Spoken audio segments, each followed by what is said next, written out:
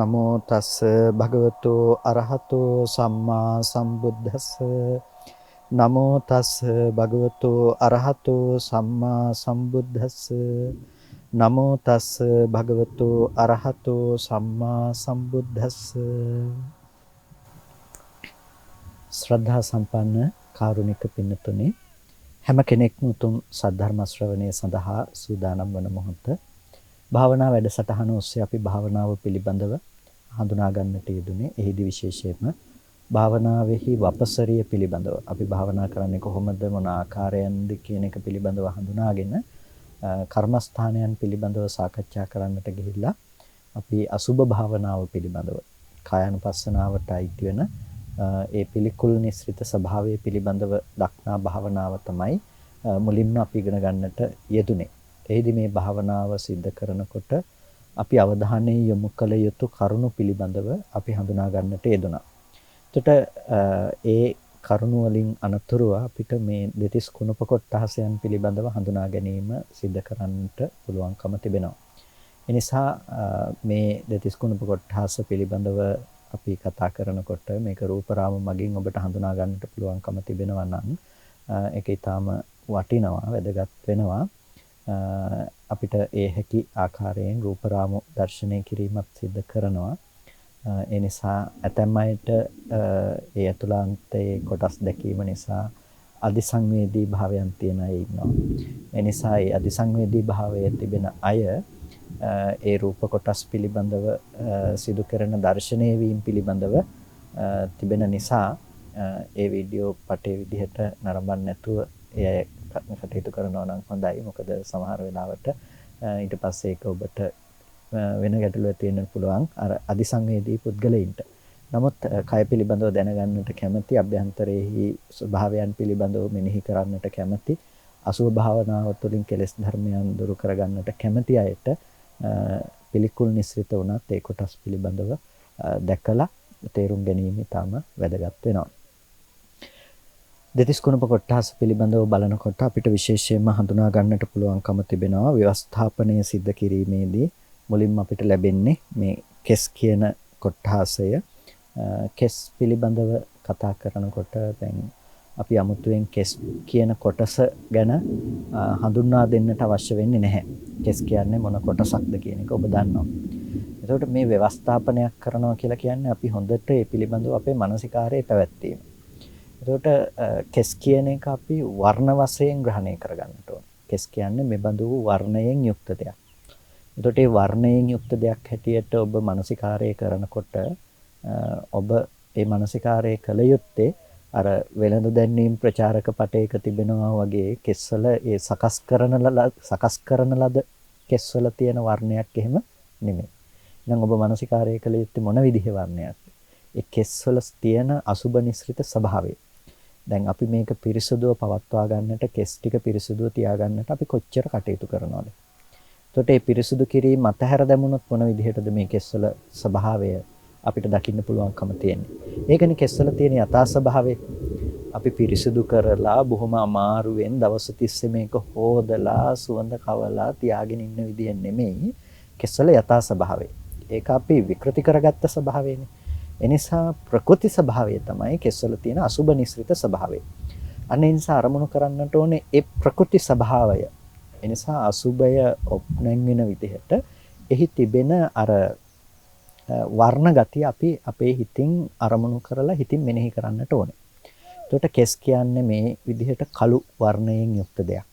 කළු වර්ණයෙන් යුක්තයි කියනකොට අර කිව්වා වගේ කළු සටහන ඔබ ඇසුරු කරන්නට ඕනේ. අර විදිහේ බොහොම ඔබ දකින්න ප්‍රිය කරන කේශ කලාපයක් විදිහට එහෙම නෙමෙයි. ඔබ ඒක අරමුණු කරන්නට ඕනේ කෙස්වල තියෙන අර යථා ස්වභාවය. ඔබට පිළිකුල් නිස්ෘත ස්වභාවය ඇසුරු කරන්න පුළුවන් වුණ ආකාරයට. එතකොට ඒ වර්ණ වශයෙන් කෙස් කියන එක පිළිකුල්. ඒක තමයි කෙස්වල වර්ණ වශයෙන් තියෙන්නේ. సంతාන කියලා කියන්නේ පිහිටි ස්ථාන විදිහට අපි මෙනෙහි කරලා බැලුවොත් එහෙම సంతාන වශයෙන්ුත් මේක පිළිකුල්. సంతාන කියලා කියන්නේ පිහිටි ස්ථාන විදිහට මේ විදිහට හිසෙහි පිහිටා තිබෙනවා. එතකොට අපිට මෙන්න මේ ප්‍රදේශයේ කයෙහි මෙන්න මේ ප්‍රදේශය තුලයි මේක පිහිටා තිබෙන්නේ කියලා අපිට ඒකත් අසුබ විදිහට මානසිකාරය කරන්නට පුළුවන්කම තියෙනවා. එතකොට ඒ හිස්සොරි නිස්ෘත ඒ වගේ තැනක මේ විදිහේ දේවල් ඇති වෙන්නට පුළුවන් තැනක තමයි මේ කෙස් කියන දේ ප්‍රතිෂ්ඨාපනය වෙලා තියෙන්නේ. මේ විදිහට අපි ඒක සංඨාන වශයෙන් ඒක අසුබ විදිහට මානසිකාරයේ පවත්වනවා. ඒ වගේම ගන්ධ විදිහට. දැන් ගන්ධය කියන දේ කෙස්වල තියෙන අපි කෘත්‍රිමව ඒකට සුවඳක් එකතු නොකළොත් එහි තිබෙන්නේ බොහොම දුර්ගන්ධයක්. දුගන්ධ ස්වභාවයක් තමයි කෙස්වල තියෙන්නේ. ඒකට ඒ අනේ කෙස්වල තියෙන දුර්ගන්ධවත් ස්වභාවය තමයි ඔබ ඇසුරු කරන්නට ඕනේ. කෙස්වල තියෙන දුර්ගන්ධවත් ස්වභාවය තමයි ඔබ හිතින් අරමුණු කරන්නට අවශ්‍ය වන්නේ. එතකොට මේ විදිහට කෙස්වල තියෙන දුර්ගන්ධවත් ස්වභාවය ඔබ අරමුණු කළාට පස්සේ ඔබට පුළුවන්කම තියෙනවා ඒ ගන්ධ වශයෙන්ුත් එහි තිබෙන ඒ අසුබ නිස්ෘත ස්වභාවය පිළිබඳව තේරුම් අරගන්නට ඒ පිළිබඳව ඔබේ භාවනාව දියුණු කරන්නට ඔබට පුළුවන්කම තියෙනවා. එතකොට ඒ වර්ණ වශයෙන් සංඨාන කියන පිහිටි ස්ථාන විදිහට ඊට පස්සේ එහි තිබෙන ගන්ධ ස්වභාව විදිහට ඔබ මානසිකාරය කරනවා වගේම මේ ශරීරයේහි තිබෙන උඩ කොටසෙහි තිබෙන දෙයක්. දැන් කොටස් දෙකකට කය බෙදනවා මූලික වශයෙන්ම මේ භාවනාව කරනකොට. ඉනෙන් උඩ කොටස සහ ඒ පහළ ප්‍රදේශය හැටියට. එතකොට මේ විදිහට ඒ උඩ කොටසෙහි පිහිටියා වූ දෙයක් කියලා අපි ඒ පිළිබඳව බෙදනවා. ඊට පස්සේ අවකාශ වශයෙන්ුත් ඒක බෙදනවා. ඒක ඇසුරු කරගෙන පවත්නා ප්‍රදේශ වශයෙන්. ඒකට මෙන්න මේ විදිහට මේ කෙස් කියන එක ස්වභාවයෙන්ම අකුල දනවන්නා වූ දෙයක්. ස්වභාවයෙන්ම පිළිකුල් නිස්ෘත වූ ස්වභාවයක්. දැන් කවුද මේ භාවනාව කරන්නේ? අන්න ඒක ඔබ අමතක නොකළ යුතුයි. රාගය අධිමත්ත කොට පවතින කෙලෙස් සහිත සිතක් නැවත නැවත රාග සිතුවිලි උපදවනකොට අන්න ඒ කෙනා මේ අසුබය නැවත නැවත තමන්ගේ හිතට පෙන්වා දී යුතු වෙනවා. එතකොට කෙස් කියන කොටස පිළිබඳව ඔබ හොඳට නිමිති ග්‍රහණය කරගන්නට ඕනේ. ඒ නිසා අසුබ නිස්ෘත දෙයක් දැක්කහම සංඥාවක් දැක්කහම එකපාර අපේ හිත කියන්නේ ඒක අහක බලාගෙන යන්න කියලානේ. අපෝ අප්‍රසන්නයි කියලා අපි ඒක දමලා අපි වෙනතක් බලාගෙන යන්න තමයි පුරුදු වෙලා තියෙන්නේ. නමුත් අසුබ භාවනාව කරන කෙනා එහෙම නෙමෙයි. එයා හොඳට මේ නිමිත්ත උපුටා ගන්නවා. හොඳට මේ නිමිත්ත උපුටා ගන්නවා. එයාට ඒක දකින්න ලැබෙනකොට ඒ අසුබ නිමිත්තක්. එයා මේ නිමිත්ත හොඳට මනසින් අරමුණු කරලා මනසින් උපුටලා අරගෙන ඊට පස්සේ යාර භාවනා කමඨහනක් විදිහට ඒක වඩනකොට දියුණු කරනකොට අර නිමිත්ත හොඳින් මානසිකාරය කරනවා නැවත නැවත හිතින් ඒ නිමිත්ත පිළිබඳව එයාගේ මනස පවත්නවා. ඒ ඔස්සේ තමයි එයාට ඒ භාවනාව සිද්ධි ප්‍රාප්ත කරගන්නට පුළුවන්කම තියෙන්නේ. සමත භාවනාවක් විදිහට ඒක වඩන්නට දියුණු කරගන්නට පුළුවන්කම තියෙන්නේ. එහෙම නැති වුණොත් ඒ භාවනාව එයාට සිද්ධි ප්‍රාප්ත කරගන්නට පුළුවන්කමක් ලැබෙන්නේ නැහැ. ඒ නිසා කෙස් කියන ස්වභාවය ගත්තත් එහි වර්ණ සංඨාන ඒ වගේම ගන්ධ ආශය අවකාශ වශයෙන් යාට හොඳට මානසිකාරයේ පැවැත්වීම සිද්ධ කළ යුතු වෙනවා. ඒ විදිහට යා මානසිකාරය කරනකොට තමයි යාට මේ භාවනාවෙහි අර කෙස් පිළිබඳව හිතන්න මානසිකාරය කරන්න පුළුවන්කම තියෙන්නේ. කියන්නේ ඒ පිළිබඳව තියෙන සියලු විස්තරයක් අසුබ නිස්ෘතව හිතන්න පුළුවන් විස්තරයක් අප සතුව තියෙන්නට ඕන. ඒ නිසා මේ රූප රාමුවක් දැක්කත් ඔබ ඒ පිළිබඳව හොඳට නිමිත්තක් ග්‍රහණය කරගන්න. ඒ ඔස්සේ අපිට පුළුවන් මේ මානසිකාරය පවත්වන්නට. ඒකට කෙස් විදිහට ඒ විදිහට බලනවා වගේම අපිට පුළුවන් ලොම් විදිහට ලොම් පිළිබඳව බලන්නට. රෝම කූප කියන එකත් ඊටාම අසුබ නිස්ෘත දෙයක්. ඒක අර කළු පාටම නැහැ පිඟුවන් පාට තියෙන වර්ණ වශයෙන් ගත්තාම ඒ වගේම මේ කයෙහි උඩ යට කියන මේ දෙකොටසම පිහිටලා තියෙන දෙයක් තමයි ලොම් කියලා කියන්නේ. ඊට පස්සේ මේ කයම ඇසුරු කරගෙන තියෙන කයෙන් ඇතුළට ඊටාම අබටක් පමණ ප්‍රමාණයක් ඇතුළට ගිහිල්ලා ඊටාම සුළුප් තැනක පිහිටා සිටින මේ ලෝමවල ස්වභාවයත් අප්‍රසන්නයි. ඒකත් දුගඳයි. ඒකත් පිළිකුලයි. මේ විදිහට ඒ පිළිබඳවත් ඔබ හොඳට මානසිකාරය කරලා බලන්නට ඕන. ඒකට දැන් මේ දේවල් මානසිකාරය කරනකොට ඔබට ස්වභාවයෙන්ම කයේ තියෙන දේවල් දකිනකොට ඔබට ඒ පිළිබඳව පිළිකුලක් ඇති වෙන්නේ නැති වෙයි. ඒකට හේතුව තමයි අපිට විපල්ලාසයක් හැටියට තියෙන දෙයක්නේ අසුබයේහි සුබයයි ගත්ත බව. ඒක බොහොම අපිට දැඩි ලෙස තියෙනවා. අසුබ දේ සුබයි කියලා ගත්ත එක සංඥා චිත්ත දිට්ඨි වශයෙන් අපිට පවතිනවා. ඒ කියන්නේ අද දවසේදී ඒක දිට්ඨියක් විදිහටත් තියෙනවා අපිට. ඒ නිසා තමයි අපිට මේක පේන්නේ නැත්තේ. මේ කය කියන එක පිළිකුල්. පිළිකුල් බව පේන්නේ නැහැ, දෘෂ්ටිගත වෙලාම තියෙනවා මේක සුබයි කියලා අරගෙන. එතකොට ඒ පිළිබඳව අදහසකුත් තියෙනවා, සිතකුත් පවතිනවා. සුබ සංඥාවම තමයි නැවත නැවත ඇසුරු කරන්නේ. ඒ නිසා තමයි මේක වැහිලා තියෙන්නේ. අන්න ඒ සංඥා චිත්ත දිට්ඨි වශයෙන් තියෙන එක සිඳිලා යන විදිහට අපි ඉස්සෙල්ලාම අර දිට්ඨිගත භාවය අයින් වෙන විදිහට අපි පෙන්නනවා කය පිළිබඳව නෑ මේක අසුබයි කියන එක. එතකොට ඒක අර එක එක කොට්ටාසේනේ බලන්නේ. එතකොට ඒ කොට්ටාසයේ සමහර විට ඔබේ කයේ තියෙනකොට ඔබට බොහොම සුචිභූත දෙයක්, ඒ කියන්නේ පිරිසුදු දෙයක් හැටියට ඔබට පේන්න පුළුවන්. එහෙම දකින්නේ නැතුව ඔබ ඒ රෝම කූප ටික හිතන්නකෝ දැන් ගැලවිලා පුතන හරි වැටිලා තියෙනවා, වතුරකට වැටිලා තියෙනවා, ඊට පස්සේ කන බොන බත්පතක ආහාරයක තියෙනවා, වතුර බොන්න ගන්න තැනක තියෙනවා කියලා හිතන්නකෝ. ඔබට සුචි හැඟීමක් ඇති වෙන්නේ. පිරිසුදුයි කියන හැඟීමක් ඇති වෙන්නේ. නෑ, අප්‍රසන්න කියන හැඟීමක්. අන්න ඒ අප්‍රසන්න හැඟීම තමයි මේ කොටසේ තියෙන ඇත්තම ස්වභාවය. ඇයි ඔබට ඒක අප්‍රසන්න වෙන්නේ? ඒක සුදුසු දෙයක් නෙමෙයි. ඒක සුචි දෙයක් නෙමෙයි. ඒක පිරිසුදු දෙයක් නෙමෙයි. ඒක අපිරිසුදුයි. ඒ නිසා ඒ ලොම් කියන ස්වභාවයේ තියෙන බඳු වූම අප්‍රසන්න බවක් නේද? කිසිම සුචිභූත බවක් එහි නෑ නේද? ඔබ හොඳට ඒ ලෝමා කියන දේ අරගෙන ඒ පිළිබඳව ව්‍යවස්ථාපනයක් කරන්න. ඒ වගේ දේවල් දැක්කොත් ඔබ හොඳට සටහන් නිමිති විදිහට ගන්න. ඒක අපිට හොඳට දකින්න පුළුවන්. සමහර වෙලාවට ඔබට ඔබ නාන කාමරේ අර වතුර බහැලා යන තැන දැක්කත් ওই කෙස්ලොම් කියන දේවල් ඔබට හොඳට දකින්න පුළුවන්කම තියෙනවා. ඒ බොහොම අප්‍රසන්න විදිහට ඔබට නිමිති ගන්න පුළුවන් කමක් තියෙනවා. ඒත් භාවනාවේදී ඔබ ඇසුරු කරන්නට ඕනේ මේ කයේ තියෙන බඳු පිළිකුලක් නේද? පළවෙනි දේ තමයි ඔබට මේ කොටස් මෙනෙහි කරනකොට එහි තිබෙන පිළිකුල් නිස්ෘත ස්වභාවය අරමුණු වෙන්නට ඕනේ. ඔබ දක්ෂ වෙන්නට ඕනේ ඒකත් එක්ක ගැටීමක් ඇති වෙන්නේ නැති වෙන්න ඔබේ මනස ආරක්ෂා වෙන්නට. ඔබට වැටහෙනකොට ඒක පිළිකුල් නිස්ෘත බවක් කියලා ඒක ආරෝපණය කරන්න මේ කයේ තියෙන තෙබඳු පිළිකුල් දෙයම නේද?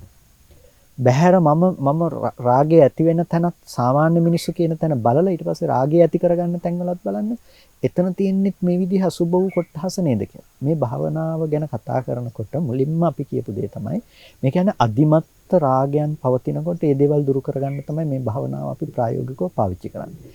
නිර්වාණගාමිනී ප්‍රතිපදාවේදී අපේ හිත රාගයේ පැත්තට වඩා බරව සිතුවිලි උපදිනකොට ඒ සිතුවිලි නැති කරගන්න තමයි අපි මේක බලන්නේ. එතකොට කෙනෙක් සමහර වෙලාවට ලෞකික ගෘහ ජීවිතය ගත කරන කෙනෙක් මේ ඔස්සේම මානසිකාරයේ පවත්වගෙන යනකොට එයාට සමහර වෙලාවට එදිනෙදා ජීවිතය තුළ එයා කාමයේ පරිහරණය කරන තැන්වල පවා එයාට මේ අසුබ නිස්ෘත ස්වභාවය ඇති වෙන්න පුළුවන්කම තියෙනවා. එතකොට ඒක සාමාන්‍යයෙන් හිත වඩනවා නම් ඒක සාමාන්‍යයෙන් සිද්ධ වෙන දෙයක්. එතකොට එයා ලෑස්ති නැතිනම් භෞතික අනික් කාරණාවන්ගෙන් එයා ඒ දේවල් අතහැරලා යන්න ලෑස්ති නැතිනම් ඇතැම් විටක එයාට ලෞකික ජීවිතය ඇතුළේ ඊට පස්සේ මේ කරන භාවනාව තුළ එයාට ප්‍රායෝගික ප්‍රශ්න ඇතිවීමේ සම්භාවිතාවක් තියෙනවා. ඒ නිසා තමයි භාවනාවට වපසරිය ගැන මුලින්ම මතක් කළේ. මේක කරන්න ඕනේ කවුද? කරන්න ඕනේ මොන තැන දක්වාද කියන එක. කෙනෙකුට ගෘහ ජීවිතය තුළ වාසය කරන කෙනෙකුට උනත් ඊටාම අදිමත්ත ලෙස මේක ඇති වෙනවා නම් රාගය කියන දේ ඒක යටපත් කරගන්නට තියෙන ක්‍රමය තමයි මේ අසුබ නිස්ෘත ස්වභාවය පිළිබඳව වැඩි. එතකොට ඒක පාලනය කිරීම අසුබ මානසිකාරය කියන එක පාලනය කිරීම හැම වෙලාවකදීම ඔබ සතුව තියෙන දෙයක්. ඒක හැම වෙලාවකදීම ඔබ සතුව පවතිනවා. ඔබට හැකියාව තියෙන්නට ඕනේ ඒ පිළිබඳව හොඳින් මානසිකාරයේ පැවැත්වීම, ව්‍යවස්ථාපනය කිරීම, මෙනෙහි කිරීම කියන දේ ඔබ සතුව තියෙන්නට ඕනේ. ඒ නිසා ඒ ලොම් කියන ස්වභාවය ගැන නත් අපි ගත්තාම අර අසුබ නිස්ෘත ස්වභාවයට ඉඩකඩ ලැබෙන විදිහට අපි කරන්නට අවශ්‍යයි.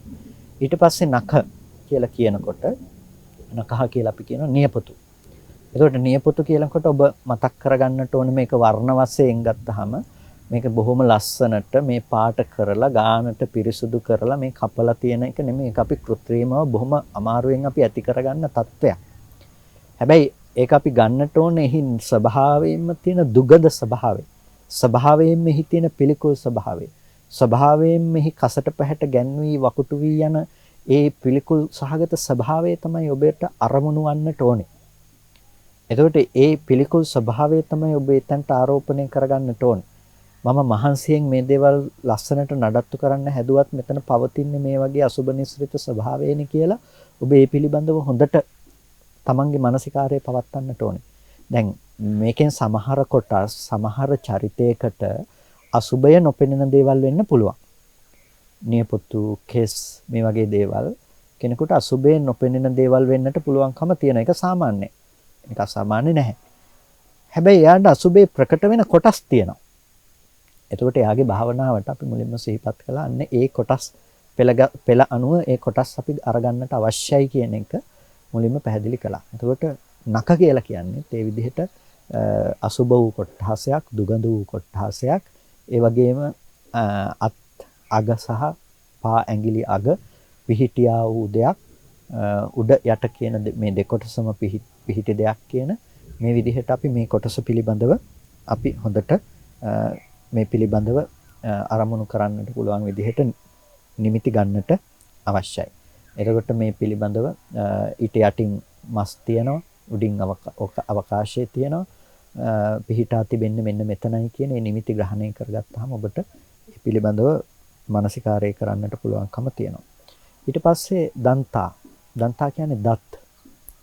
ඒකට යම් තැනක දත් තියෙනවා නම් දත් සම්පූර්ණව ගියපු කෙනෙකුට 32ක් දත් තියෙනවා. අසම්පූර්ණ කෙනෙකුට ඊට වඩා අඩු වෙන්නට පුළුවන්. සමහර විට කෙනෙකුට ඊට වඩා වැඩි වෙන්නට පුළුවන් කමක් තියෙනවා කලාතුරකින්. ඒකට දන්තා කියලා කියන්නේ මේ විදිහට අසුබ වූ දෙයක්. ඒ දන්තා කියන දත්වල තියෙන වර්ණ වශයෙන් ඔබ අර වෙළඳ දැන්වීම් ප්‍රචාරක පටවල දක්වන දත් ගැන නෙමෙයි ඔබ මානසිකාරය කරන්නට ඕනේ. කෘත්‍රිම මේ විදිහට හදාගත්ත දත් ගැන නෙමෙයි. එතකොට දත්වල සාමාන්‍ය ස්වභාවයනේ අපි ඒක කිසිම උපක්‍රමයක් ඒ පිළිබඳව කිසිම පිරිසුදු කරගන්නට දෙයක් සිද්ධ නොකළ හිටියොත් දත්වල ස්වභාවය මොකක්ද? මැලියම් බැඳිලා කහට වැදිලා මේවා තනින් තන කුණු වෙලා මේක ඒ විදිහට යන ස්වභාවයනේ. ඒක බොහොම පියකරුද. ඊටාම අප්‍රසන්නයි. කන බොන ආහාර බැඳිලා, දත් මැලියම් බැඳිලා. ඉතින් උදෑසනකට තමන්ගේ මුවේ ගඳ තමන්ටම දැනෙනවනේ. එතකොට මේ අසුබ නිස්ෘත පිළිකුල් නිස්ෘත ගතිය තමයි ඔබ අරමුණු කරන්නට ඕනේ. එතකොට දත් කියලා කියන්නේ මේ විදිහට ස්වභාවයෙන්ම වර්ණ විදිහටත් පිළිකුල්. ඒක මේ විදිහට කසට වර්ණ වෙලා පිළිකුල් තත්වයකටපත් වෙනවා. බුලත් කසට වෙන්නට පුළුවන්, නොඑක් කසට හැදිලා නොඑක් විදිහට මේක පිළිකුල් ස්වභාවයකටපත් වෙන එක තමයි දත්වල තියෙන ස්වභාවය වර්ණ වශයෙන්. ඊට පස්සේ ගන්ධ වශයෙන් ගත්තත් එහි පිළිකුල් බවක් මේ තමයි අපිට ග්‍රහණය වෙන්නේ, ගෝචර වෙන්නේ. ගන්ධ වශයෙන් ගත්තාම දැන් බොහොම සුචිභූත නැහැනේ. සුචිභූත නැහැ කියලා කියන්නේ අපිට අරමුණු කරන්නට පුළුවන් බොහොම පිරිසුදුව පවතින හොඳ මට්ටමක තියෙන එහෙම දෙයක් අපිට එතන දකින්නට පුළුවන් කමක් නැහැ. අපිට දකින්න පුළුවන්කම තියෙන බොහොම අපිරිසුදු ස්වභාවයෙන් මේක එහි පවත්නා පිළිකුල් නිස්ෘත ස්වභාවයක් තියෙනවා. ඒකට ඒ ස්වභාවයෙන්ම පවත්නා ඒ ගතිය තමයි අපි අරමුණු කරන්නට අවශ්‍ය. එතකොට ඒ අපි පිරිසුදු නොකර පවතිනකොට ඒක කැඩිලා බිඳිලා ගිහිල්ලා නොඑක් කසට වර්ණ හැදිලා ඒ විදිහේ තියෙන දෙයක් අරමුණු කරගත්තාම ඒක තමා වෙතටත් ආරෝපණය කරගන්නවා, මධ්‍යස්ථායටත් ආරෝපණය කරගන්නවා, ඒ වගේම ප්‍රිය භාවයෙන් හම්බෙන තැන්වලටත් අපි ඒකම ආරෝපණය කරනවා. ඒකට ඒක ආරෝපණය කරනකොට අපිට අර අධිකතරව හිතට ඇතිවන රාගය යටපත් කරලා දාන්නට අපට පුළුවන්කම තියෙනවා. ඒ වගේම තච කියලා කියන්නේ මේ මුළු සමස්ත සිරුරම වසාගෙන තියෙන ඒ හැම තමයි තච කියලා කියන්නේ. එතකොට මේ හැම කියලා කියන්නේ බොහොම පිළිකුල් නිස්ෘත දෙයක්. එතකොට දැන් අපි දන්නවනේ මේක නිරන්තරයෙන්ම ක්ෂය භාවයටපත් වෙනවා හැම කියන එක. මේක අපි පිරිසුදු කරන්නේ නැතුව හිටියොත් ඒකම කළු පාටට පොතු ගැලවි යන්න පටන් ගන්නවා. මේ තමයි මේකේ තියෙන අසුබ ස්වභාවය. එතකොට මේ හැමේ තියෙන ගඳ මේක පිරිසුදු නොකර දවසක් දෙකක් තිබුණොත් කොච්චර ගඳද? එතකොට මේ ගන්ධය ඔබ හොඳට නිමිති වශයෙන් ග්‍රහණය කරගෙන තියාගන්නට ඕනේ. එතකොට මේක ගැලවලා පැත්තක තිබ්බොත් එහෙම මොනතරම් මේ අප්‍රසන්නද, දකින්න අප්‍රසන්නද? මේක ඉදින්මිල පිළිකුල් වෙලා නැති වෙලා හිල් වෙලා යනකොට මොනතරම් අප්‍රසන්නද? ඒ පිළිකුල් නිස්ෘත ස්වභාවය ඔබ හොඳට ග්‍රහණය කරගන්නට ඕනේ. වර්ණ වශයෙන් ඒක තේරුම් ගන්නට ඕනේ. එතකොට මේ වර්ණ වශයෙන් කියන්නේ අර මේ පැහැපත් සමක් හදාගන්න කියලා මේ වෙළඳ ප්‍රචාරක පටවල තියෙන හැම කියලා පෙන්වන දේ නෙමෙයි අරමුණු කරන්නට ඕනේ. හැමේ තියෙන සත්‍ය ස්වභාවය. ඔබ કૃත්‍රිමව ඒක පිරිසුදුව පවත්වා නොගත්තාම එතන තියෙන සත්‍ය ස්වභාවය තමයි ඔබ නැවත නැවත අරමුණු කරන්නට ඕනේ. ඒ විදිහට ඔබ හැම කියන එක පිළිබඳව වර්ණ වශයෙන්, ගන්ධ වශයෙන්, සටහන් වශයෙන්, ඒ වගේම ඕකාස වශයෙන්, අවකාශ වශයෙන් ඔබ මානසිකාරය කරන්නට ඕනේ. එතකොට ඒක කරනකොට ඔබට හම්බ වෙනවා ඊට යටින් මේ විදිහේ ලේ ආදී මේ දේවල් ටිකක් මත තමයි මේ හැම පිහිටලා තියෙන්නේ. මේ ටික ඉවත් කළොත් එහෙම කොහොමද? මේ කය දකින්න අප්‍රසන්න මහ දෙයක් බවට පත් වෙනවා. මේ සිවිය පොඩ්ඩක් ඉවත් වුණොත් එහෙම උඩ තියෙන මොනතරම් අප්‍රසන්නද මේ හැම කියන එක. අර උඩ සිවිය නිසානේ මේක තියෙන්නේ. එතකොට මේ සිවිය ගැලවිලා පොඩ්ඩක් ඉවත් වුණොත් මොනතරම් අප්‍රසන්නද ඒක. දකින්න පුළුවන් ඇහැට දකින්න ප්‍රිය නැහැ. ඉතින් අන්නේ පිළිකුල් නිස්ෘත ස්වභාවය අපි ගන්නට ඕනේ. එතකොට සාමාන්‍යයෙන් සම පිළිබඳව ව්‍යවස්ථාපනය කරනකොට මේ Tamanට පිළිකුල වැටහෙන ප්‍රදේශය ගත්තාම හරි. කෙනෙකුට මුහුණ වෙන්නට පුළුවන්, අතපය වන්නට පුළුවන්, කකුල් වන්නට පුළුවන්. Tamanට ප්‍රකට වෙන විදිහට ඒ දේ අරගෙන ව්‍යවස්ථාපනය කිරීම වටිනවා. ඊට පස්සේ දැන් සාමාන්‍යයෙන් භාවනාව පිළිබඳව කියනකොට අපේ සාම්ප්‍රදායිකව අපි කතා කරන්නේ සම පිළිබඳව ව්‍යවස්ථාපනය කරනකොට ඒ උඩුතොලේ පටන් මුහුණ ප්‍රදේශයේ ව්‍යවස්ථාපනය කරලා නලල් පට ආදී ව්‍යවස්ථාපනය කරලා ඊට පස්සේ ඊළඟට අනික් ප්‍රදේශවලට යන ආකාරය. හැබැයි ඒකේ පිළිකුල් ස්වභාවයේ ඔප්නැන් වෙන විදිහට ඔබ කොතනින් පටන් ගත්තත් ඒ කොට්ටහසේ පිළිබඳව මානසිකාරය පැවැත්වීම වරදක් නැහැ. දැන් අපි මුලින්ම කියවනේ මේ භාවනාව ගැන කතා කරනකොට කේසා ලෝමා නඛා දන්තා තචෝ කියලා මේ තච පංචකයේ පිළිබඳව අපි මානසිකාරය කරනවා කියලා. එතකොට කේසා කියනකොට ඔබට මේ කෙස් ගැන තියෙන සටහන් ටික මානසිකාරයේ පවතින්න ඕන. ලෝමා කියනකොට ලෝමා කියන ලොම් පිළිබඳව ඔබේ මානසිකාරය පැන නගින්නට ඕනේ, මතුවන්නට ඕනේ. නඛා කියනකොට නිය පිළිබඳව තියෙන ඔබේ මානසිකාරය පේන්නට ඕනේ. දන්තා කියනකොට දත් පිළිබඳව මේ මානසිකාරය ඔබට ප්‍රකට වෙන්නට ඕනේ. තචෝ කියනකොට සම පිළිබඳව තියෙන මානසිකාරය ප්‍රකට වෙන්නට ඕනේ. වචනයෙන් කිව්වත් මේ අදහස නැතිව අපි මන්තරයක් විදිහට ඒක කියනවා කියන එකේ තේරුමක් නැහැ. මේ අර්ථය පිළිබඳව නැඹුරු වෙලාම අරගත්ත සටහන් පිළිබඳව මෙනෙහි කරමින්ම ඒ සජ්ජායනය සිද්ධ කරන්න. සජ්ජායනය නිකං කළා කියලා තේරුමක් නැහැ. කේසා කියලා අපි කියවනේ නාති ශීඝ්‍ර නාති සනික වශයෙන් කරන වේගින් නැහැ, හිමිනුත් කරන්නේ නැහැ, මධ්‍යස්ථ වශයෙන්. ඒකට කේසා කියනකොට ඔබට ඒ කෙස් වල තියෙන පිළිකුල ඔප්නැන් වෙන විදිහට තමයි කියන්නේ. ලෝමා කියනකොට ලොම් වල තියෙන ඒ පිළිකුල ඔප්නැන් වෙන විදිහට තමයි කරන්නේ. එතකොට නඛා කියලා කියනකොට නියවල තියෙන පිළිකුල, දන්තා කියනකොට දත්වල, තචෝ කියනකොට මේ ඒ තියෙන පිළිකුල ඔප්නැන් වෙන විදිහට තමයි මේ මානසිකාරයේ භාවනාව ඔබ සිද්ධ කරන්නේ. එතකොට ප්‍රායෝගිකව ඔබට ඒක යටපත් කරන්නට පුළුවන්කම තියෙනවා. ඊට පස්සේ අපිට දකින්න පුළුවන් මංසං, මස්. එතකොට මේ කයේ තියෙනවා මස්. එතකොට මේ මාංශ කොට්ඨාස ගත්තාම ඒ දේවල් වර්ණ වශයෙන් ගත්තත් ඊටාම පිළිකුල් ලෙහෙ මිශ්‍රිත ඒ මස් කියන එක. අර ප්‍රායෝගිකව මේක ඔබට බලා ගන්නට පුළුවන්කම තියෙන අවස්ථාවක් තමයි කිව්වේ. රෝහලක හෝ ඒ අයගෙන් අයත් සමග කතා කරලා ඔබට පුළුවන් ඒක ඇතුළට ගිහිල්ලා සමහර වෙලාවට මේ මృతදේහ පරීක්ෂා කරන තැනකට වෙලා අසලකට වෙලා ටිකක් බලාගෙන ඉන්න. එහෙම බලාගෙන ඉන්න පුළුවන් නම් වටිනවා. දැන් එදා දවස්වල නම් සොහනට හරි ගෙනහිල්ලා දැම්මනේ මේක. දැන් එහෙම දාන්න නැහැනේ. නිසා ඔබට මේ කොට්ටහසු පිළිබඳව බලන්න පුළුවන් හොඳම අවකාශය තමයි අර වගේ තැනක. ඒකට බලනකොට ඔබට හොඳින් මේ පිළිබඳව ව්‍යවස්ථාපනය කරගන්නට පුළුවන්කම තියෙනවා. ඒ පිළිබඳව හොඳට ඔබට නුවණින් මෙහෙවා කරුණු දකින්න පුළුවන්කම තියෙනවා. එතකොට මංසක් මස් කියන එක. එතකොට මස් පිළිබඳව බලනකොට ඒක දුගඳයි, පිළිකුලයි, ඒක අසුබයි, ස්ථාන වශයෙන් උත් ඒක සුදුසු දෙයක් නෙමෙයි. මේ ආදී ලෙස ඔබට පුළුවන් ඒ පිළිබඳව මානසිකාරය පවත්වන්නට. ඊට පස්සේ ඒක මේ උඩ යට කියන දෙපාර්ශ්වයේම පිහිටි දෙයක්. ඊට පස්සේ සරස ගත්තාම ඕන විදිහටම පරිච්ඡින්නයි. ඊට පස්සේ මේ විදිහට අපි හොඳට ඒ පිළිබඳව පවත්නා මානසිකාරය කරනවා. ඊට පස්සේ අපි සභාග සහ විසභාග පරිච්ඡේද ආදී වශයෙන් මේක පරිච්ඡේදය පිළිබඳව අපි කරනවා. මේ ඇටසැකිල්ලෙන් උඩ පිහිටි දෙයක්. ඊට පස්සේ මේ සමින් යට පිහිටි දෙයක්. මේ ආදී මේ අතරතුර ආන්තරික පරිච්ඡේදය තුලයි මේක පිහිටා තියෙන්නේ කියලා ඒ කොටස් පිළිබඳව අපි මේ විදිහට මස් කිව්වහම මේ මංසං කියන කොටස පිළිබඳව අපි මානසිකාරය කරනවා. කෙනෙකුට සමහරලාට මේකත් ප්‍රිය වෙන්නට පුළුවන්. මේ හිතේ තියෙන ස්වභාවයනේ පින්නපනේ.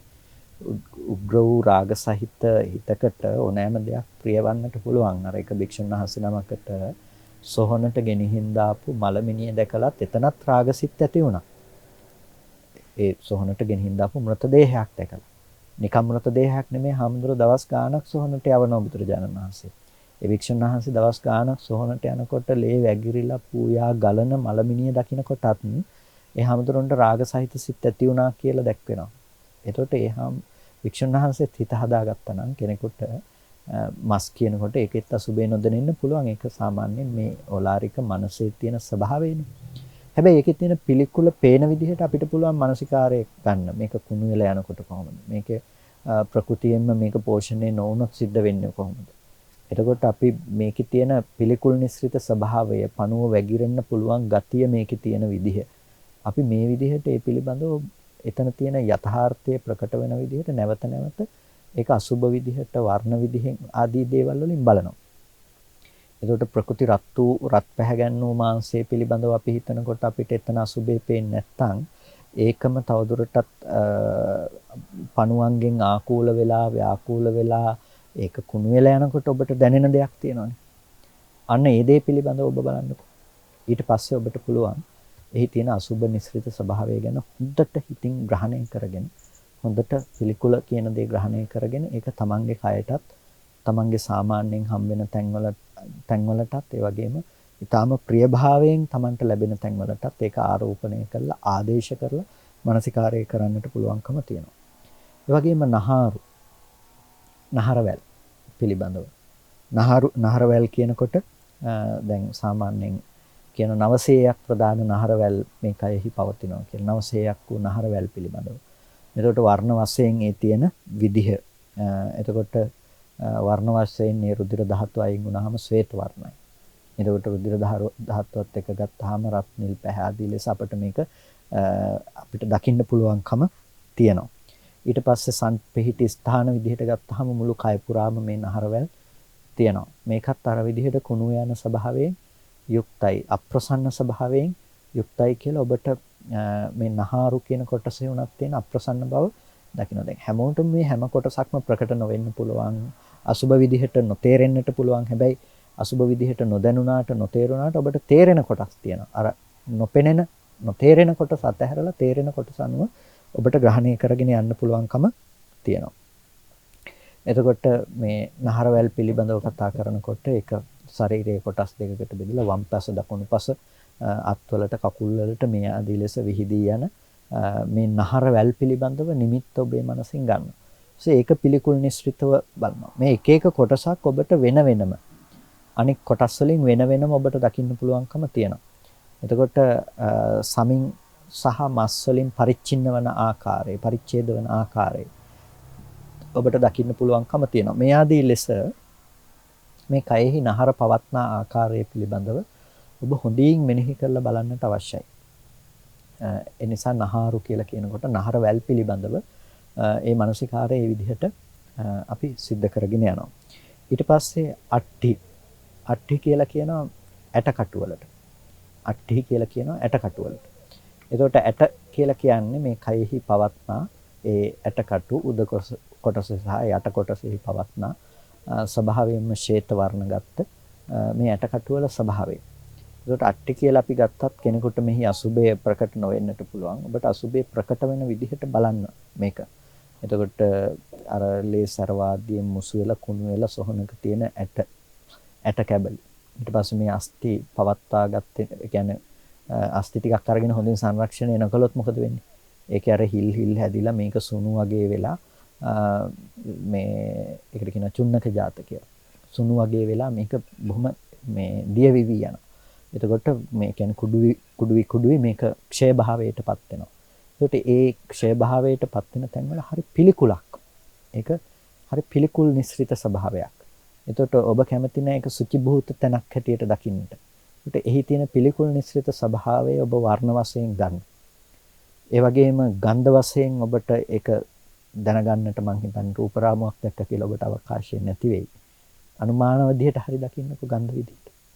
ඊට පස්සේ සංඨාන විදිහට ස්ථාන පිහිටි ස්ථාන විදිහට මේ කය උඩ යට කියන මේ දෙකොට්ටාසයන්ගේම ඇසුරු කරගෙන පවත්නා විදිහට ඒක දකින්න. එතකොට ඒ තියෙන කොටස් වල තියෙන වෙන්ව ගත්තාම අපි හිසෙන් ඉඳලා අරගෙන හිසේ තියෙන මේ කපාල ටික අපි වෙන් කරගත්තාම එතන ඉඳලා මේ ගීවට්ටි ඒ වගේම මේ අපේ තියෙන අත්වල තියෙන ඇට ඊට පස්සේ මේ පිට ඇටකටු, ඊට පස්සේ අපේ තියෙන මේ ඉන දෙපස තියෙන යහන් අට්ටි, ඊට පස්සේ කටිට්ටි මේ ආදී ලෙස ඒ තියෙන අස්ති කොට්ටාස පිළිබඳව ඔබේ මානසිකාරයේ පවත්වලා එහි නිමිති ග්‍රහණය කරගන්නට හොඳින් උත්සුක වන්න. එහි නිමිති ග්‍රහණය කරගන්නකොට ඔබට ප්‍රායෝගිකව ඊට පස්සේ කොටස් අරගෙන ඒ කොටස් වල තියෙන ස්වභාවය පිළිබඳව ඔබට පුළුවන් මානසිකාරය අරගෙන යන්නට.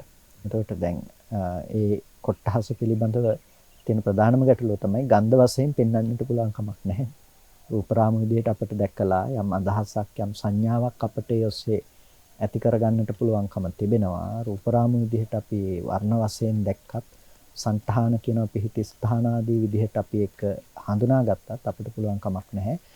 ගන්ධ ආදී වශයෙන් එහි පවත්නා ස්වභාවය පිළිබඳව මානසිකාර්යය පවත්වන්නට පුළුවන් කමක් නැත්තේ නැහැ. ඒ නිසා ඊට වඩා සුඛමව පවතින අපි සියුම්ම යන මානසිකාර්යයක් ඔස්සේ අර අසුබයේ ඔප්නැන් වෙන විදිහට ඒ නිසා ප්‍රායෝගිකව වැඩිම ඊටාම වැදගත් වෙනවා. ඊට පස්සේ අපිට ලැබෙන අට්ඨිමිජ්ජා. අට්ඨිමිජ්ජා කියලා කියන්නේ අට්ඨිමිඤ්ඤ කියලා කියන මේ ඇට මිදුළු වලට. ඇට මිදුළු. එතකොට මේ ඇට මිදුළු කියන එක අපි අර ශරීරයේහි අස්ථි ඇතුලේ තියෙන ඒ දේවල් වලට තමයි ඇට මිදුළු කියලා කියන්නේ. එතකොට ඒ ඇටකටු ඇතුලේ අර කළු පාට දුඹුරුවන් පැහැතුව අපිට දකින්න පුළුවන්කම තියෙනවා දේවල් තියෙනවා. එතකොට මේ ඒක ඒ කියන්නේ දැන් අපි ගත්තොත් සජීවී රූපයක නම් ඒක කළු වර්ණයෙන් මේ සුදු වර්ණයෙන් දකින්න පුළුවන්කම තියෙනවා. හැබැයි ඒක කෙනෙක් මරණයටපත් වෙලා ඒක දුඹුරු පැහැගැන්නිලා කළු පැහැගැන්නිලා කුණුවේ යන ස්වභාවයෙන් යුක්තයි. එතකොට කෙනෙකුට මේ කොටහසේ ගන්න පුළුවන්. දැන් මේවා බාහිරින් පේන්නේ නැති දේවල්නේ. කයෙහි අභ්‍යන්තරයේ තුල පෙනෙන දේවල්, අභ්‍යන්තරයේ තුල පිහිටි දේවල්. එතකොට කෙනෙකුට මේවා දැකලා ගන්ධ විදිහට නොදැක්ක මේ දේවල් පිළිබඳව මෙනෙහි කරනවා කියන එක සමහර විට බොහෝ අවස්ථාවලදී ප්‍රායෝගික නොවන්නට පුළුවන්. ඒ නිසා ඔබට ප්‍රායෝගිකව අත්විඳින්නට පුළුවන්, හිත තබන්නට පුළුවන් කොටහස ගැනීමෙහි වරදක් ඇත්තේ නැහැ. ඒකට අට්ඨිමිඤ්ඤා කියලා කියන්නේ අර ඇට ඇතුලෙහි පිහිටියා වූ ඒ ශ්‍රාවය. ඇට ඇතුලෙහි පිහිටියා වූ ඒ දේවල්. එතකොට ඒකත් වර්ණ වශයෙන් ගත්තත් ඒක පිළිකුල් ස්වභාවයෙන් යුක්තයි. වගේම ගන්ධ වශයෙන් ගත්තත් ඒක පිළිකුල් ස්වභාවයෙන් යුක්තයි. සුවඳ නැහැ මේ දේවල්. දුගඳින් යුක්තයි. ඊට පස්සේ ඒක පිහිටි ස්ථාන විදිහට ගත්තාම අර ඇටකටු ඇතුලේ ඇටකටු පරිච්ඡින්න කරගෙන ඒ කයෙහි උඩ යට කියන දෙපැත්තෙම මේක පිහිටා තිබෙන කොටහසක් ඇටියට ඔබට පුළුවන්කම තිබෙනවා ඒ පිළිබඳව ඇට මිදුළු පිළිබඳව ව්‍යවස්ථාපනය කරන්නට. ඊට පස්සේ වකුගඩු වක්කම් කියනකොට අපිට වකුගඩු වල තියෙන ස්වභාවය පිළිබඳව වකුගඩු නම් ඔබ ඕනෑ තරම් රූපරාම දැකලා ඇති. ඒකට වකුගඩු කියලා කියන්නේ ඒ විදිහටම පිළිකුල් නිස්ෘත දෙයක්. ස්වභාවයෙන්ම ඒක ඊටාම අප්‍රසන්නයි. ඊටාම පිළිකුල් වර්ණ විදිහට ගත්තත් ඊටාම සුචිගෝචර දෙයක් නෙමෙයි. පිහිටි ස්ථාන විදිහට ගත්තත් ඒක සුචිගෝචර දෙයක් නෙමෙයි. ගන්ධ විදිහට ගත්තත් සුචිගෝචර දෙයක් නෙමෙයි. තාම අප්‍රසන්නයි, දුගඳයි, පිළිකුල් වූ දෙයක් හැටියට ඔබ ව්‍යවස්ථාපනය කරන්න. ඔබට ඒක මතු පිටින් ඔය ලස්සනට පින්තූර රාමු වලට දාන්න පුළුවන් වෙන විදිහට ඇඳලා තිබ්බට ඔක පිළිකුලක් දැනෙන්නේ නැති වෙන්න පුළුවන්.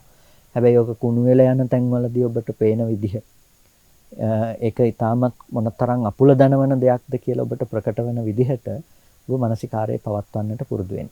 එතකොට එහි වර්ණය, එහි දුගඳ බව පිළිබඳව ආසන්න වශයෙන් හෝ ඔබේ මානසිකාරයේ පවත්වන්නට උත්සාහවත් වෙන්න. මතු පිටින් තියෙන දෙයක් සෝදන්නේ පිරිසිදු කරන්නේ නැතුව තියෙනකොට එපමණකට ඔබට දුගඳ දැනෙනවා නම් ශරීර අභ්‍යන්තරයේ තියෙන ඒ බඳු කොටසක් ටික දවසක් එළියේ තිබ්බොත් එහෙම මොනතරම් පිළිකුල් නිස්ෘත ස්වභාවයක් තියේවිද? මේක 아무තෙන් කියන්න අවශ්‍ය වෙන්නේ නැහැනේ. එතකොට දැන් සතෙක් මැරුණත් ඒ සතෙක් මැරුණු තැනක එන ගඳ මීයේ ගැරන්ඩියෙක් ආදී සතෙක් මැරුණත් තැනක එන ගඳ කොච්චරද? එතකොට දැන් ඊට වඩා මහ මේ විශාල ගන්ධයක් තමයි. නැතිනම් ඊට වඩා බොහොම තද ගඳක් තමයි මනුෂ්‍ය ශරීරයක් වුණ වෙනකොට දැනෙන්නේ. එතකොට මේ කොටස් වලින් නික්මෙන ඒබඳු ගන්ධයන්ගෙන් යුක්ත වූ කයක් නේද? එතකොට මේ කොටහස පිළිබඳව අර අසුබය දැනෙන විදිහට ඔබේ මානසිකාරයේ පවත්තන්න. වක්කම් කියනකොට අර නිකම්ම වක්කම් කියන්නේ මේ වකුගඩු දෙක දෙපැත්තේ තියෙන දෙක කියලා හිතලා ඒක නතර කරන්නේ නැතුව එහි අසුබේ වඩා ප්‍රකට වෙන විදිහට අසුබේ නැවත නැවත හිතට දැනෙන විදිහට ඔබ මානසිකාරයේ පවත්වන්නට උත්සාහවත් වෙන්න. එතකොට ඒ ඔස්සේ ඔබට පුළුවන්කම තියනවා මානසිකාරයේ පවත්වලා ඊටමත් හොඳින් තමන්ගේ හිත මේ අර එහි පිළිකුල් නිස්සිත ස්වභාවයෙහි තබා ගන්න. මේකේ තියෙන වැදගත්ම දේ තමයි අපිට මේක දැනෙන්නට ඕනේ, අපිට මේක ප්‍රකට වෙන්නට ඕනේ සම්පූර්ණම අපේ කය පිළිබඳව, තමන්ගේ ශරීරය පිළිබඳව මානසිකාරය කිරීමේදී තමන්ට එහි තියෙන අප්‍රසන්න බව දැනෙන්නට අවශ්‍යයි. ඒ වගේම අපිට ප්‍රිය භවෙන් හම්බෙන තැනකට මේක තබන්නට පුළුවන් වෙන්නට ඕනේ. කොටිම කියනවා නම් දැන් අසුබ දේ සුබ විදිහට දකින්නනේ අපි හිත පුරුදු කරලා තියෙන්නේ. අපේ හිත ස්වභාවයෙන්ම තියෙන්නේ අසුබ දේ සුබ විදිහට දකින්න. අන්නේ ස්වභාවයෙන්ම අසුබ දේ සුබ විදිහට දකින්න තියෙන තැනකට මේ නිමිත්ත ආරෝපණය කිරීමේ හැකියාව තියෙන්නට ඕනේ. ආරෝපණය කරන්නට නම් ඉස්සෙල්ලම අපිට පුළුවන්කම තියෙන්නට ඕනේ මේක තමන්ම පරිග්‍රහණය කරලා හොඳට මේ කොටසේ තියෙන අසුබ ස්වභාවය තමන්ගේ හිතට කියා දීලා තියෙන්නට ඕනේ. පාඩමක් විදිහට තමන්ම හොඳට කියලා දීලා තියෙන්නට ඕනේ. ඒ විදිහට පාඩමක් විදිහට තමන්ම හොඳට මේ අසුබේ පිළිබඳව තමන්ගේ හිතට ඒ කොටසක තියෙන දේ කියලා දීම තමයි පළවෙනි පියවර. දැන් මේ අද කතා කළා අපි කොටස් 10ක්. මේ කොටස් 10න් ඔබට ඊටමත් අප්‍රසන්න බව තේරෙන, පිළිකුල තේරෙන කොටස් එකක් වෙන්න පුළුවන්, දෙකක් වෙන්න පුළුවන්, 3-4ක් වෙන්න පුළුවන්, 5ක් වෙන්න පුළුවන්, 10ම වෙන්න පුළුවන්. මේ කොටස් ටික ඉස්සෙල්ලා ඔබ තෝරගන්න. දැන් මේ කියන්නේ අර සජ්ජායනා විදිහට ඔබට ඒක කර ඉන්නත් බෑ නම් එතනිනුත් එහාට ගිහිල්ලා මේ මානසිකාරය කරන්න ක්‍රමයක් කියන්නේ. ඒකට ඒකෙන් ඔබට වඩාත්ම අසුබේ තේරෙන කොටස් ටික ගන්න. ඒ කොටස් ටික පිළිවෙලින් අරගෙන මානසිකාරයේ පවත්තන්න. ඒවල වර්ණ විදිහට, ඒව කුණු වෙනකොට හරි, ඒවයි විදිහට තියෙනකොට හරි අසුබ නිස්ෘත ස්වභාවයට පත් වෙනකොට එතන තියෙන ගන්ධ ස්වභාවයන් මොන වගේ වෙන්න පුළුවන්ද? කයෙහි මොන තැනද ඒක පිහිටලා තියෙන්නේ? ඒ කොටස් එකින් එකට හොඳට ඔබ හිත තබා ඒ තැන්වල මානසිකාරයේ පවත්තන්න. එතකොට ඉස්සෙල්ලාම ඔබ දැකිය යුතු පළවෙනි පියවර තමයි ඒ කොටස අසුබ කොටසක් විදිහට ඔබේ මනසට එත්තු ගැනීම. ඒ කොටස අසුබ කොටසක් හැටියට ඔබ ඔබේ මනසට එත්තු ගන්නවා. එතකොට ඔබ දන්න ඒ කොටස අසුබ කොටහසයක් කියලා. ඊට පස්සේ ඒ අසුබ කොටහසය තුලින්, ඒ අසුබ නිස්ෘත සංඥාව තුලින් ඒ අසුබ වූ කොටස් ටික තියෙන්නේ මේ කය අසුරු කරගෙනනේ. කියලා ඒක තමන්ගේ කයට ආරෝපණය කරන්න. ඒක තමයි දෙවෙනි එක. පළවෙනි පියවර අසුබ කොටස් ටික හොඳින් හිතට අරමුණු කිරීම. ඒක කාලයක් තිස්සේ පුරුදු කළත් කමක් නැහැ. ඔබට දවසක් දෙකක් වෙන්න පුළුවන්, සතියක් දෙකක් වෙන්න පුළුවන්. ඔබ විටින් විට කරන මානසිකාරයක් විදිහට වෙන්න පුළුවන්. මේ කොටස් වල තියෙන අසුබ නිස්ෘත ස්වභාවය හොඳින් මානසිකාරයේ පවත්තන්න.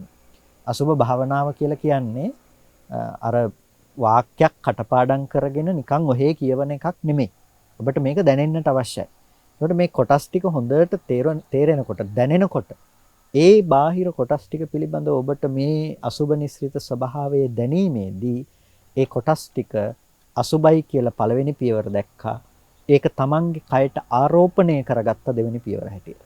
මේ කයේ තියෙන තෙබඳු වූම අසුබ නිස්ෘත ස්වභාවයක් නේද කියලා ඒක තමන්ගේ කයට ආරෝපණය කරගෙන හොඳින් නුවණින් දකින්න පටන් ගන්නවා. ඒ තමයි දෙවෙනි පියවර.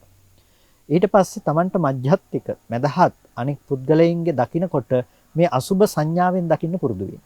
ඒක තමයි තුන්වෙනි පියවර. තව කෙනෙක්ව දකින්නකොට මේ අසුබ නිස්ෘත වූම කයක් නේද මෙතනක් තියෙන්නේ.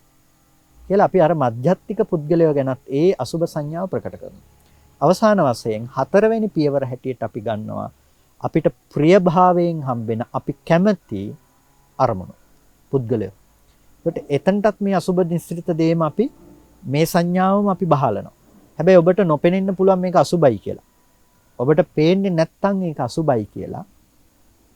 ඔබට ඒක නුවණට පේන්නේ නැත්නම් ආපහු අර කොටස් ටිකෙන් පොඩ්ඩක් මුලට ඇවිල්ලා කොටසේ අසුබ නිස්ෘත ස්වභාවය, තමන්ගේ කයේ අසුබ නිස්ෘත ස්වභාවය ඒ ටික පිළිවෙලින් බලලා ආපහු අතෙන්ට දකින්න. එතකොට ඒක ඊටාම භයානක තද මට්ටමෙන් ඔබට තියෙනවා නම් ඒ කැමැත්ත, රාගය එකට බැසගෙන ඔබට මේක ප්‍රකට වෙන්නේ නැති වෙන්න පුළුවන්. එහෙනම් ඔබ ප්‍රකට කරන්න ඕනේ මොකද්ද වැඩිපුර? අර අසුබ කියලා පේන කොටස් වල තියෙන අසුබ සංඥාව තමයි ඔබ වැඩිපුර බලවත් කරන්නට ඕනේ. ඒ බලවත් කරපු අසුබ සංඥාව නැවත අර ප්‍රිය අරමුණට අපි බහලා බලන්නට පටන් ගන්න ඕනේ. ඒ ඔස්සේ අපිට පුළුවන්කම තියෙනවා අර ප්‍රිය භූත අරමුණ, ප්‍රිය භාවයටපත් වුණ අරමුණ අපිට එයින් යටපත් කරන්නට, එයින් මැඩ පවත්වන්නට පුළුවන්කම තියෙනවා. ඒ තමයි අපිට කරන්න පුළුවන් ප්‍රධාන වශයෙන්ම අසුබය භාවනාවක් විදිහට වැඩිමේදී කරන්න පුළුවන්කම තියෙන දේ. ඒකට මේ භාවනාවේහි ඕනෑම කෙනෙකුට මේ භාවනාව දියුණු කිරීම තුළ අර රාගය යටපත් කරන්නට පුළුවන්කම තියෙනවා. ඒකට රාගය යටපත් කිරීම සඳහා අසුබේ වඩනකොට අපි පුද්ගල චරිත කොටස විදිහට අපි මේ භාවනාව වඩන අය ප්‍රධාන කොටස් දෙකකට කතා කරනවා. ඒ තමයි කාම්භෝගී ජීවිත ගත කරන අයට සහ අනගාരിക අයට. අනගාരിക අයට මේකේ අසුබේ මොන ප්‍රමාණයෙන් ඇසුරු කරගෙන ගියත් ඒ සුදුසු අවස්ථාවේදී අයට පුළුවන්කම තියෙනවා ප්‍රථම ධානය උපදන මට්ටමට මේක දියුණු කරලා ඒ මට්ටමේදී එයාට පුළුවන්කම තියෙනවා විපස්සනාව පැත්තට නැඹුරු වෙන්න. හැබැයි සාමාන්‍යයෙන් ගෘහ ජීවිතයක් ගත කරන කෙනෙක් ඒ මට්ටමට මේක කරගෙන යන්න උත්සාහවත් වීම කියන දේ ගොඩක් දුරට එයාගේ ඉදිරි ප්‍රතිපදාවට ඒක ප්‍රායෝගික නොවෙන්න පුළුවන්. එයාට මේ කටයුතු බහුලව වාසය කරන කාය විවේක ආදී නැති නිසා. ඒ නිසා එයා මේක පාවිච්චි කරන්න ඕනේ කොයි තැනදීද? එයා පාවිච්චි කරන්නට ඕනේ එයාට රාගයෙන් හිත පීඩාවටපත් කරනකොට, අකුසලයේ පැත්තට තමන්ව ඇදලා දාන්න හදනකොට, ලෝකේ ප්‍රිය භවෙන් තමන්ව මුලාවටපත් කරන්න හදනකොට, එයා තමන් මේ පිළිබඳව මානසිකාරයේ පවත්වන තැනට බුද්ධිමත් වන්නට ඕන. එතකොට එයාට පුළුවන්කම තියෙනවා මේක යටපත් කරලා දාලා මේ සංඥාව ඉවත් කරලා අර අසුබ කියන තැනට එයාගේ හිත පිහිටවන්නට පුළුවන්කම තියෙනවා. ඒ නිසා ඔබ ප්‍රායෝගිකව උත්සාහවත් වන්නට ඕනේ කොහොම හරි එතෙන්ට ඔබේ මනස ගන්න. එතෙන්ට ඔබේ හිත පත් කර ගන්නට. එහෙම තමයි ඔබ කොහොම හරි උත්සාහවත් වන්නට ඕනේ මේ භාවනාව සිද්ධ කිරීම තුළ. එතකොට ඔබට පුළුවන්කම තියෙනවා ඕලාරික උත්සන්න කෙලෙස් යටපත් කරලා ධර්ම මානසිකාරයක් තුළ ඔබේ මනස පිහිටෝගෙන යන්නට ඔබට පුළුවන්කම තියෙනවා. අපි අද දවසේදී මේ කොටස් 10ක් ගැන කතා කළේ. අපි ඊළඟ දවසේදී ඉදිරි කොටස් ටික පිළිබඳව කතා කරමු. මම කල්පනා කරගන්න අද දවසේදීත් ඔබ සද්ධර්ම ශ්‍රවණය කරගෙන යෝනිසෝ මනසිකාරය කරලා වටිනා කුසලයක් සිදු කරගන්නට යෙදුණා. මේ සිදු කරගත්ත සියලු කුසල ධර්මයන් අපි අනුමෝදන් කළ යුතු අයට අනුමෝදන් කරමු. පළමුවෙන් අපිට අර්ථයෙන් ධර්මයෙන් අනුශාසනා කරන අපේ ධර්මාචාර්ය අවසරයි මාංකඩොළු සුදස්සන ස්වාමීන් වහන්සේට, අවසරයි මාංකඩොළු නන්දරත්න ස්වාමීන් වහන්සේට, ස්වාමීන් වහන්සේලා දෙනමටම උතුම් නිවනින් සැනසීම පිණිස මේ කුසලය හේතුපනිශ්‍රේම වේවා කියලා ප්‍රාර්ථනා කරනවා. ඒ වගේම සියලු දෙවියන්ටත් අපි මේ පින් අනුමෝදන් කරමු. මේ ස්ථානාධිග්‍රහිත ඉෂ්ඨකාරක ආදී සියලු දේවගණ සමූහයාට මේ පින් සතුටින් සාදුනාදයෙන් අනුමෝදන් වන්නට ලැබේවා. හැම දිනාටම මේ උතුම් කුසලය අමා මහ නිවනින් සැනසෙන්නටම හේතුපනිශ්‍රේ වේවා කියලා සාදු කියලා පින් අනුමෝදන් කරමු. ඒ වගේම අද ධර්මදේශනාවේ දායකත්වයෙන් කටයුතු කරනවා එංගලන්තයේ පදිංචි ශාමලී හේරත් සහ ලංකාවේ පදිංචි බිමල් පෙරේරා දියණිය සහ කැනඩාවේ ෂර්මන් පෙරේරා පුතුණුවන් විසින් ඒ පින්වත් පිරිස බලාපොරොත්තු වෙනවා වසරකට පෙර මාර්තු 9 වෙනි දිනට මිය පරලෝකීය දයාබර පියාණන් ලෙනී පෙරේරා මහත්මයාටත් ඒ වගේම ජූනි මාසයේ මිය පරලෝකීය දයාබර මෑණියන් වෙන බියට්‍රිස් පෙරේරා ඒ මහත්මියටත් පුණ්‍යානුමෝදනා කරන්නට බලාපොරොත්තු වෙනවා. මේ සියලු කුසල ධර්මයන් ඒ පින්වත් දෙපළ ප්‍රදාන කරගත්ත ඔබ සියලු දෙනා නමින් මෙලොව වශයෙන් සහ සංසාරිකව මිය ගිහිල්ලා යම් ඥාතිවරයෙක්මින් බලාපොරොත්තු වෙනවා නම් සෑම සියලු ඥාති වර්ගයාම මේ පින තමන් කළ පිනක් මේ සතුටින් සාදුනාදයෙන් අනුමෝදන් වනු ලබත්වා. ඒ ඥාතීන්ට අමා මහ නිවනින් සැනසෙන්නටම මේ කුසලය හේතුපනිශ්‍රේම වේවා කියලා සාදු කියලා පින් අනුමෝදන් කරන්න. ඒ වගේම ආශිර්වාද කරන්නට බලාපොරොත්තු වෙනවා කල්යාණ මිත්‍ර ඒ සෑම සියලු දෙනාටමත් ඒ වගේම නැන්දනීය වන නන්දනී ජයසිංහ මෑණියන්ටත් සෙත් ප්‍රාර්ථනා කරන්නට බලාපොරොත්තු වෙනවා. එතුමියගේ සම්බන්ධව තිබෙන සියලු රෝග පීඩාවන් දුරු වෙලා නිදුක් නිරෝගී සුවපත් බව ලැබේවා කියන ප්‍රාර්ථනාව සිදු කරනවා. ඒ වගේම දායකත්වයෙන් කටයුතු කරන එංගලන්තයේ පදිංචි ශාමලී හේරත් මහත්මිය, ඒ වගේම ලංකාවේ පදිංචි බිමල් පෙරේරා දියණිය සහ කැනඩාවේ පදිංචි ෂර්මන් පෙරේරා පුතුණුවන් විසින් දායකත්වයේ දරනවා. මේ දායකත්වයෙන් කටයුතු කරන පින්වත් පිරිසටත් නැන්දනිය ඇතුළු ධර්ම ශ්‍රවණය කළ ඔබ සෑම සිළු දෙනාටමත් නිදුක් නිරෝගී සුවපත් බව චිරජීවනයේ සඳහාම අමා මහ නිවනින් සැනසීම සඳහාම මේ කුසලය හේතු උපනිශ්‍රේම වේවා කියලා සාදු කියලා පින් අනුමෝදන් වන්න. හැම දිනාටම තෙරුවන් සරණයි.